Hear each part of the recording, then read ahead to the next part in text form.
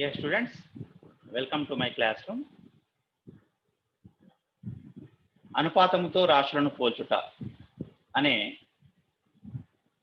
అధ్యాయంలో మనం 1వ అభ్యాసంలోని కొన్ని సమస్యలు మనం సాధించి ఉన్నాం. మిగతా సమస్యల్ని ఈ క్లాస్లో మనం సాధిద్దాం. సో మనం చేయవలసిన తర్వాత సమస్య, రాజేంద్ర రెహానాలు ఒక వ్యాపారం చేయుచున్నారు. రెహానా ప్రతి నెల వచ్చిన లాభంలో 25% తీసుకుంటుంది. ఒక నెలలో రెహానా తీసుకున్న మొత్తం 2080 రూపాయలు. అయినా ఆ నెలలో వారికి వచ్చిన మొత్తం లాభమును కనుగొనండి. ఓకే, సాధన ఏంటో చూద్దాం. అయితే ఇక్కడ ఏమంటున్నాడు, మనకు ఇద్దరు భాగస్వాములు ఉన్నారు, రాజేంద్ర రెహానాలు. రెహానా ప్రతి నెల వచ్చిన లాభంలో 25% తీసుకుంటుంది. అంటే మొత్తం లాభం ఎంత వస్తుందో మనకు తెలియదు, అది కనుక్కోవాల్సి ఉంది. 25% మాత్రం తీసుకుంటుంది. అయితే ఒక నెలలో ఈమె తీసుకున్న 25% అనేది 2080 రూపాయలు అయితే వచ్చిన మొత్తం లాభం ఎంత కనుక్కోమని అడుగుతున్నాడు. అయితే మనం దీనికోసం ముందు మొత్తం లాభం మనకు తెలియదు కదా, దాన్ని 100 రూపాయలను కొని చేస్తే ఈ లెక్కను చాలా సులభంగా సాధించవచ్చు. మొత్తం లాభం ఈజ్ ఈక్వల్ టు 100 రూపాయలు అనుకుందాం. ఎందుకు అంటే శాతాల్లో ఉన్న లెక్కల్ని కొన్ని మనం ఇలా 100 అనుకొని చేయడం వల్ల ఆ లెక్క చేయడం చాలా సులభం అవుతుంది. చూద్దాం. 100 రూపాయలు అనుకోండి. అయితే ఇప్పుడు రెహానాకు ఎంత తీసుకుంటుంది? 25% తీసుకుంటుంది. 100లో 25% అంటే 25, 100కి 25% అంటేనే 100కి అని. సో 25% తీసుకుంటుంది. కాబట్టి సో 25% కింద ఆమె తీసుకున్న 2080 అయితే మరి మొత్తం 100% అనేది ఎంతకు సమానం అనేది మనం కనుక్కోవాలి. ఇప్పుడు సో 25% లాభం దేనికి సమానం? మనకు 2080. అయితే మరి 100కి 100% అంటే 100% లాభం అనేది ఎంత? ఇది ప్రశ్న మనం. సో ఈ ఎంత అనే దాన్ని మనం ఎక్స్ అనుకోను.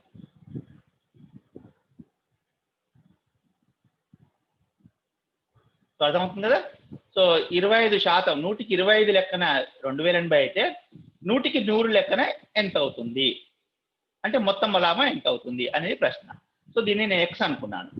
ఇప్పుడు ఈ నిష్పత్తులు ఏంది? 25కి 2080కి గల నిష్పత్తి దేనికి సమానం అవుతుంది? మనకు 100కి ఈ మొత్తం లాభం ఎక్స్కి. 25% అనేది 2080కి సమానం అయితే 100 అనేది మొత్తం లాభం ఎక్స్కి సమానం అనుకుందాం. సో ఇప్పుడు ఇది మనకు అనుపాతాన్ని సూచిస్తుంది. రెండు నిష్పత్తులు సమానమైతే అనుపాతంలో ఉన్నాయంటాం కాబట్టి అంత్యముల లబ్ధం మధ్యమముల లబ్ధం సమానం అవుతుంది. ఆ లెక్కన X into 25 is equal to 2080 into 100. So X is equal to ఏమవుతుంది? 2080 ఇంటూ 100. 25ని పక్షాంతరం చెందిస్తే బై 25. సో మనకు 25 తోటి ఇది క్యాన్సిల్ అవుతుంది. 25 ఒకట్లు 25 4 అంటే X is equal 2080 into 4. So అంటే ఎంత అవుతుంది? 0 4 8 32 4 2 8. దేర్ఫోర్ మొత్తం లాభం ఈజ్ ఈక్వల్ టు మొత్తం లాభం ఈజ్ ఈక్వల్ టు 8320 రూపాయలు. సో ఇట్లా మనం స్టార్టింగ్ లో 100 అనుకున్నా డైరెక్ట్ గా 25% లాభం 2080 అయితే 100% లాభం ఎంత అని స్టార్ట్ చేసుకొని చేయొచ్చు. 100 అనుకున్నా అనుకోకున్నా పర్వాలేదు, మనం అనుకుంటే సరిపోతుంది. సో ఇది సమస్య. సో ఇప్పుడు నెక్స్ట్ సమస్యకి వెళ్ళిపోదాం.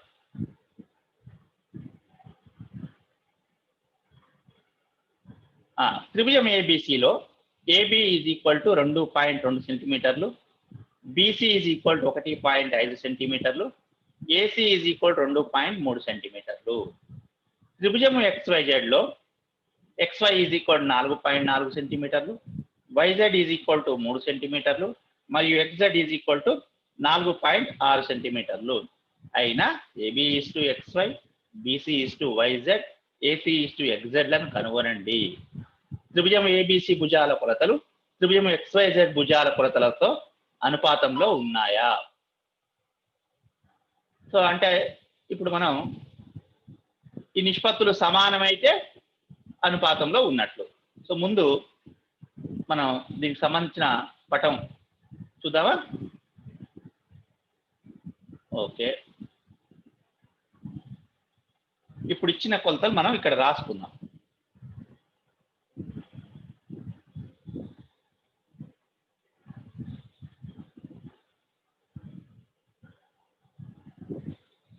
మొదటి త్రిభుజం ఏబిసి,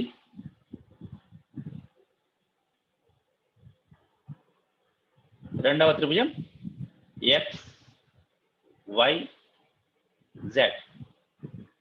ఆ కొలతలు కూడా రాద్దామా? ఏబి ఎంత ఇచ్చాడు? 2.2, అన్ని సెంటీమీటర్లే కాబట్టి నేను ప్రమాణాలు రాయట్లేను. BC 1.5, AC 2.3. అదేవిధంగా XY ఎంత? 4.4, YZ 3, XZ 4.6. ఇప్పుడు మనం దీని యొక్క సాధన చూద్దాం. ఇక మనం అవగాహన కోసం పటం వేసుకున్నాం. ముందుగా ఏబి ఈజ్ టు XY అన్నాడు. AB is to XY, AB is to XY. AB ఎంత ఇచ్చాడు మనకు?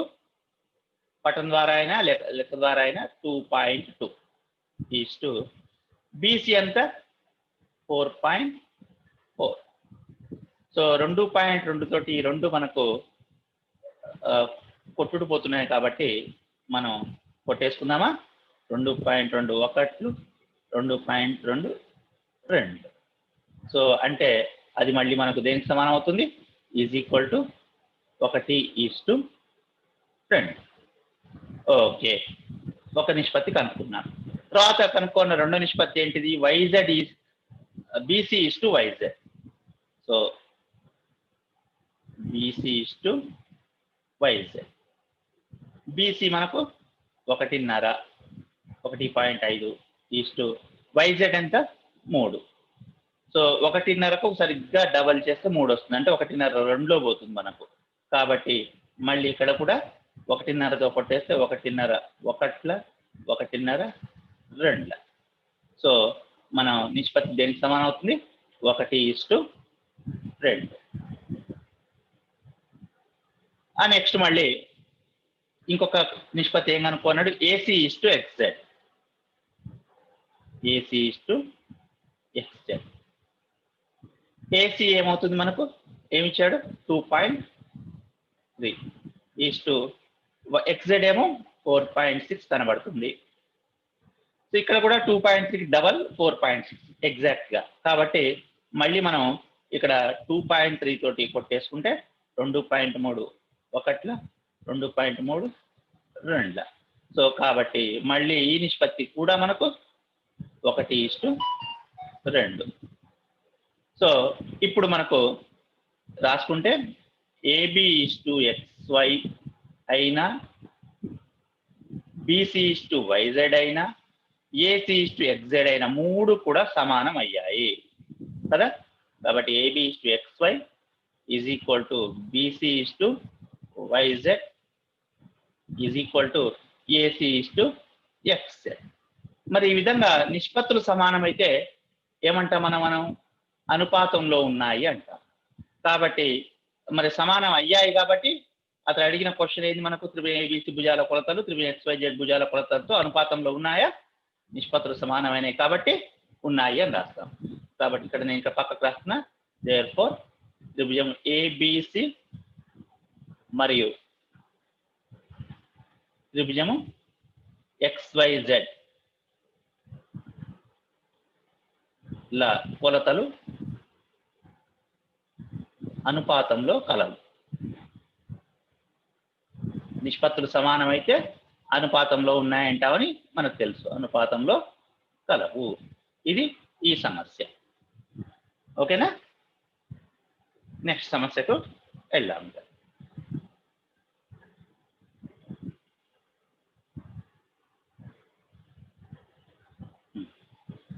మాధురి ఒక సూపర్ మార్కెట్ పోగా అక్కడ సరుకుల మారిన ధరలు ఇలా ఉన్నాయి.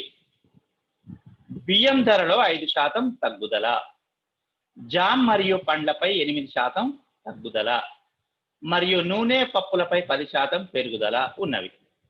అయినా ఆ మారిన ధరలు కనుగొనుటకు మాధురికి సహాయం చేయండి.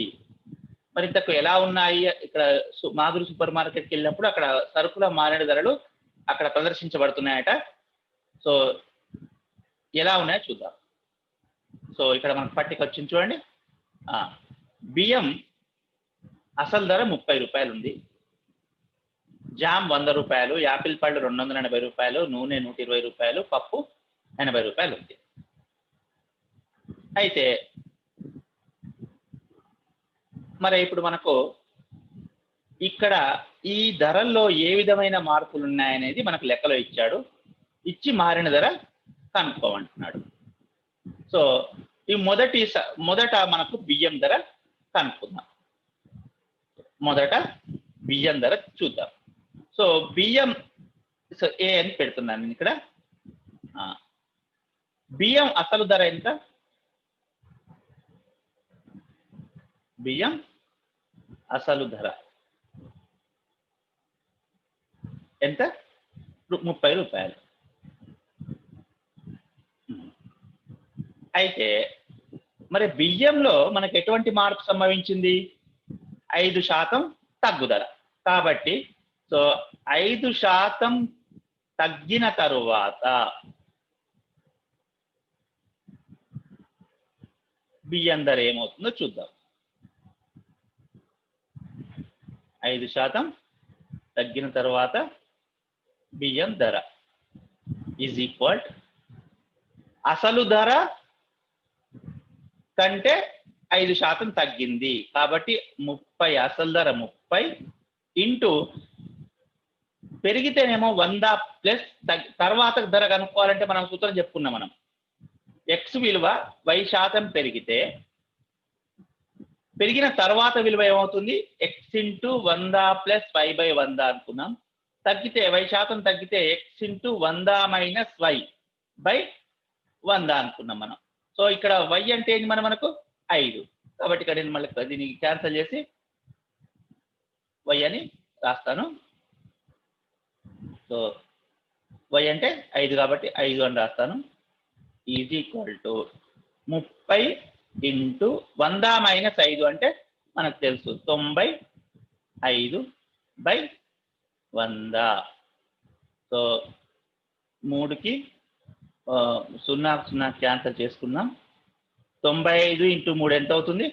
3 5లు 15, 3 9లు 27, 1 28, 285/10. సో ఎంత అవుతుంది? 28.5 అంటే 50 రూపాయలు అవుతుంది. సో ఇక్కడ మీరు తగ్గిన తర్వాత ఎట్లా కనుక్కుంటాం మనం? ఒకవేళ పెరిగితేనేమో అసలు ధర ఇంటూ 100 ప్లస్ పెరిగిన ధర, పెరిగిన శాతము బై 100 చేస్తాం.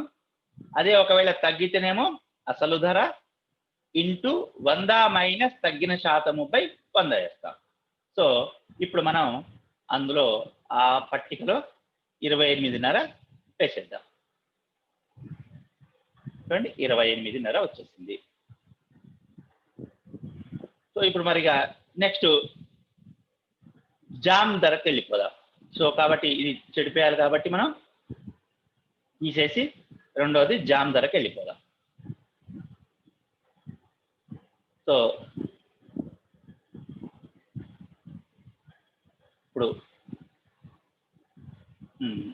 ఇప్పుడు జామ్కి వెళ్దాం.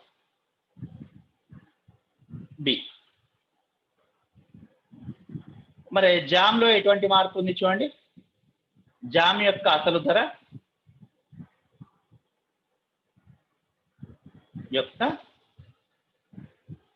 ధర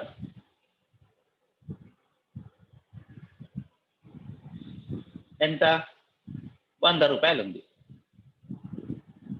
మరి జామ్ యొక్క ధరలో ఎట్లా మార్పు ఉంది? 8% తగ్గుదల. కాబట్టి 8% తగ్గిన తరువాత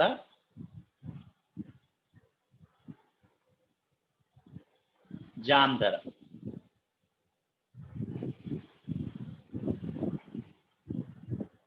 తర్వాత ధర కనుక్కుంటున్నాం. అంటే ఇప్పుడు మనం ఈజీగా డైరెక్ట్ చెప్పొచ్చు. 8% అంటే అర్థమైంది, 100కు 8 తగ్గింది. ఉన్నది 100, 8 తగ్గితే 92. సో లేదా సూత్ర ప్రకారం వేసుకుంటే 100 ఇంటూ 100 మైనస్ తగ్గుదల. అసలు ధర 100 ఇంటూ 100 మైనస్ తగ్గిన శాతం ఎంత? 8/100.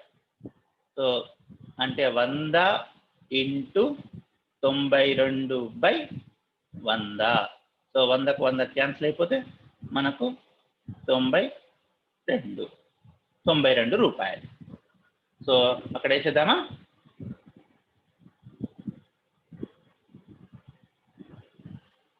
మొదటిది 28.5, రెండోది 92. ఓకే. సో మళ్ళీ ఇక తర్వాత సమస్యకి వెళ్దాం.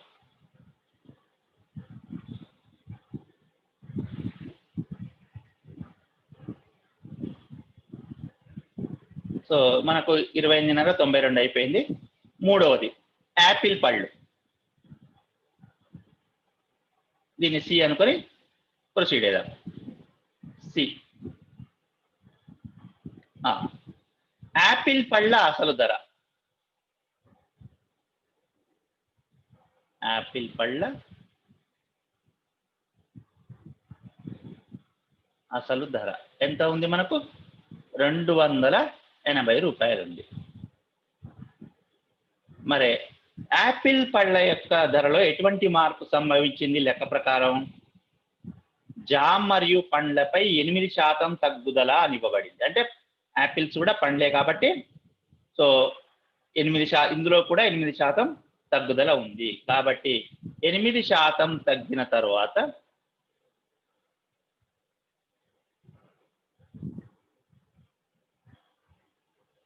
యాపిల్ పళ్ళ ధర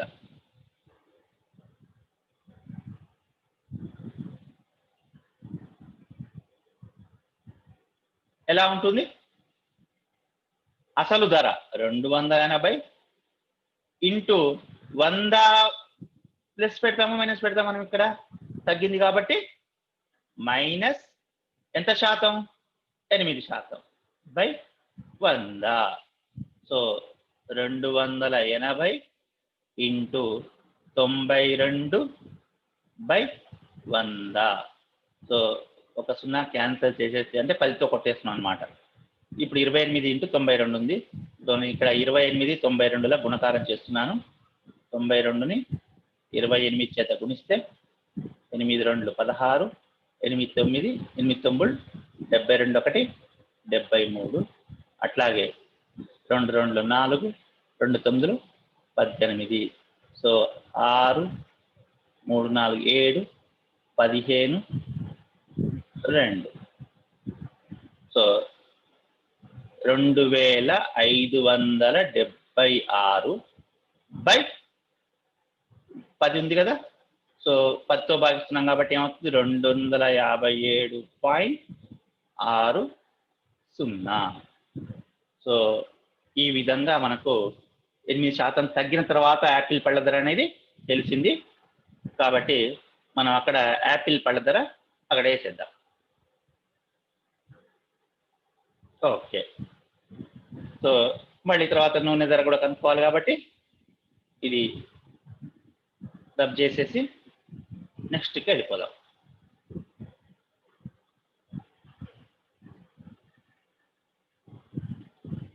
సో ముందు ధరలన్నీ వేసేద్దాం.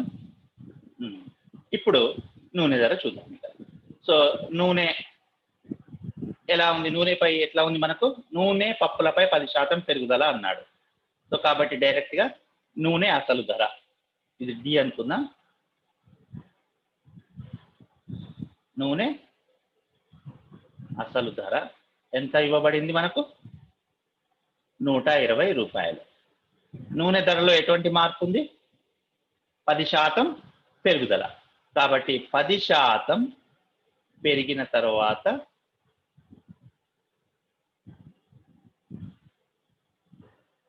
నూనె ధర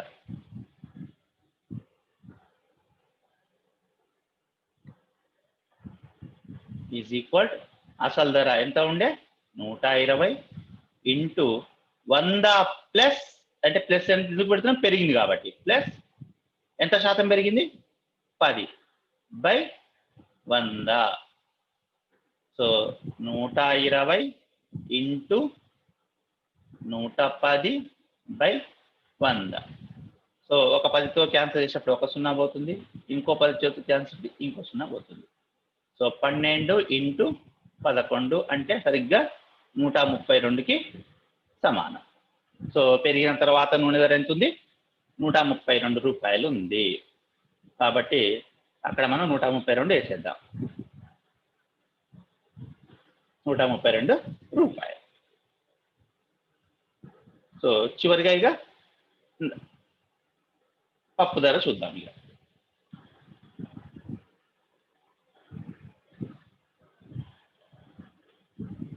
4 ధర వేసేసాం. పప్పు ధర గురించి చూద్దాం.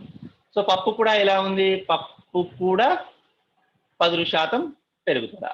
కాబట్టి మనం దీన్ని ఈ అనుకుని స్టార్ట్ చేస్తే పప్పు అసలు ధర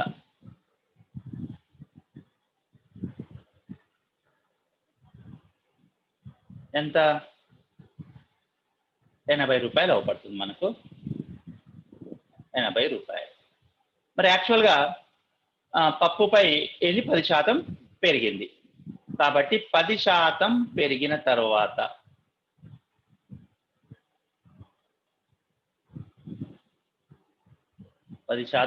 తర్వాత పప్పు ధర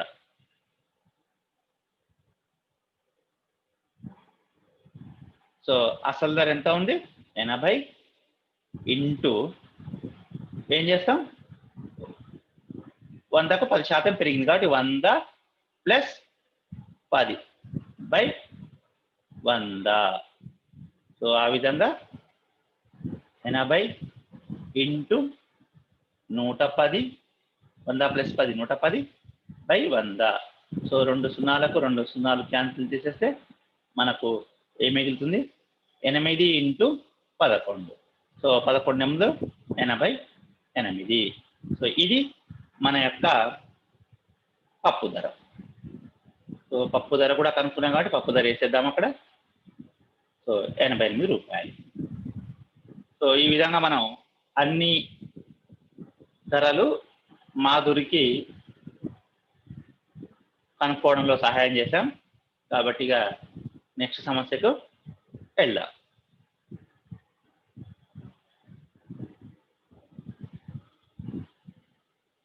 పన్నెండో సమస్య. ఒక క్లబ్లో క్రిందటి సంవత్సరం 2075 మంది చేరినారు. ఈ సంవత్సరం చేరిన వారి సంఖ్య 4% తగ్గింది. తగ్గిన వారి సంఖ్యను, ఈ సంవత్సరం చేరిన వారి సంఖ్యను కనుగొను. సో మనకు చాలా సులభమైన లెక్క ఇది. సో క్రిందటి సంవత్సరం సభ్యుల సంఖ్య ఎంత ఉంది, ముందు ఇచ్చిన సమాచారం రాసుకోవాలి కాబట్టి కిందటి సంవత్సరం సభ్యుల సంఖ్య ఈజ్ ఈక్వల్ టు 2075. ఇప్పుడు మొదటి సమస్య చేద్దాం. ఇందులో 4% తగ్గుతుంది. ఎంతమంది తగ్గారు? ఆ తగ్గిన వారి సంఖ్య ఏంది? తగ్గిన వారి సంఖ్య ఏంటి మనకు లెక్క ప్రకారం? చూడండి, 4%. దేనిలో 4%? క్రిందటి సంవత్సరం వారిలో 4%. మరి క్రిందటి సంవత్సరం వారు ఎంతమంది ఉన్నారు మనకు? 2075. కాబట్టి 2075లో 4%. సో మనకు తెలుసు ఎక్స్లో y శాతం కనుక్కోవాలంటే 2075 ఇంటూ 4/100. సో 4 చేత క్యాన్సిల్ చేస్తే 4 1లు 4 25లు. సో మనకు 2075/25 వచ్చింది. మళ్ళీ 5తో క్యాన్సిల్ చేద్దాం. 5 5లో పోతే 5 4 20, 5 1లు 5, 5 5 25. మళ్ళీ 5తో క్యాన్సిల్ చేస్తే 5 8లో 40, 5 3లో 15. అంటే 83 మంది తగ్గినారు. తగ్గిన వారి సంఖ్య 83.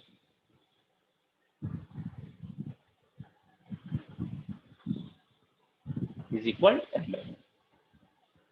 మరి బి ఏమంటున్నాడు? ఇక్కడ మనం బి పక్కకు చేస్తున్నాను. ఈ సంవత్సరం చేరిన వారి సంఖ్య అన్నాడు. సో ఈ సంవత్సరం చేరిన వారి సంఖ్య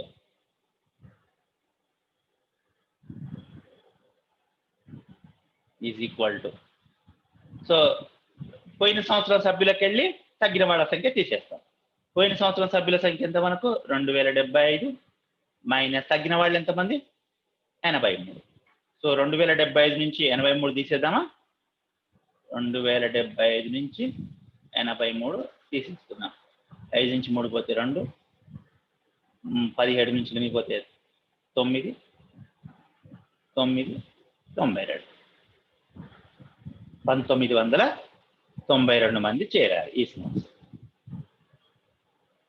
లేదు మనకు కేవలం ఈ సంవత్సరం చేరిన వారి సంఖ్యనే కనుక్కోమన్నాడు అనుకోండి. ఒకవేళ అప్పుడు మనం డైరెక్ట్గా ఈ సూత్రం వాడితే సరిపోతుంది కదా. 2070 అసలు 2075 ఉండే ఇంటూ 100 మైనస్ తగ్గిన వారి శాతం 4/100 అంటే ఏమయ్యేది? 2075 ఇంటూ 100 మైనస్ 4 అంటే 96/100.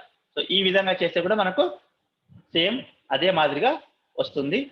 కావాలంటే మీరు చూసుకోవచ్చు. చూడండి, 4 24లు 4 25లు. సో 25తో క్యాన్సిల్ చేస్తే మనం కొట్టేస్తే 83 వచ్చింది. సో 83 ఇంటూ 24 చేసినా కూడా మనకు 1992 వస్తుంది. కాబట్టి ఈ విధంగా సరి చూసుకోవచ్చు కూడా మనం. సో ఇది అవసరం లేదు కాబట్టి ఇది నేను తీసేస్తున్నా.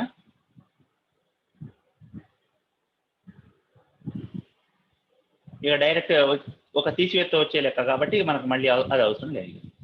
సో ఇది రాసుకోండి. ఇది నెక్స్ట్ సమస్యకు వెళ్ళిపోదాం.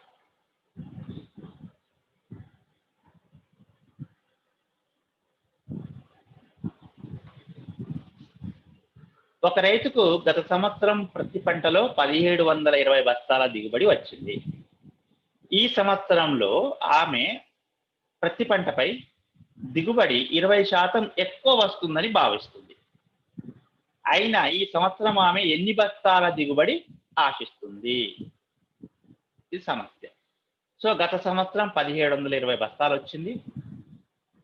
ఈ సంవత్సరం 20% ఎక్కువ వస్తుంది అనుకుంటే బస్తాలు ఎన్ని అవుతాయి అనేది మన క్వశ్చన్ కదా. సో చూద్దాం.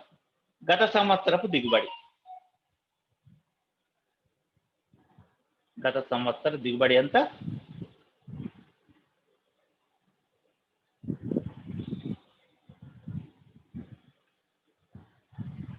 1720 బస్తాలు. ఓకే, మరి ఈ సంవత్సరం ఏమనుకుంటున్నాం మనం? 20% పెరిగిన తర్వాత 20% పెరిగిన తర్వాత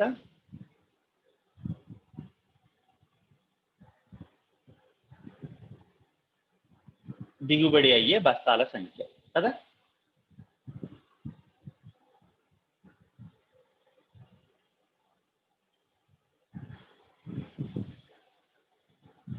దిగుబడి అయ్యే బస్తాల సంఖ్య ఎంత? అసలు ఎంత ఉండే? 1720 ఉండే ఇంటూ 20% పెరుగుతుంది అంటే 100 పైన 20, 100 ప్లస్ 20/100 అంటే 1720 ఇంటూ 100 ప్లస్ 20 అంటే 120/100. సో 2 సున్నాలకు ఇక్కడ ఉన్న 2 సున్నాలు క్యాన్సిల్ చేసేస్తే 172 ఇంటూ 12. సో గుణకారం చేస్తే 12 2 24, 12 ఏండ్ల 84 2 86, 12 ఒకట్ల 12 8 20. సో 2064 బస్తాల్ని ఆమె ఆశిస్తుంది. సో దిగుబడి ఆశిస్తున్న బస్తాల సంఖ్య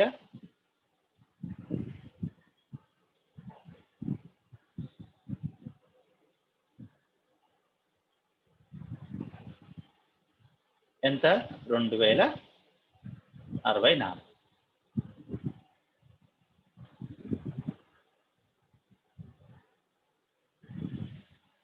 ఓకే, నెక్స్ట్ ఇప్పుడుగా తర్వాత సమస్యకు వెళ్ళిపోదాం.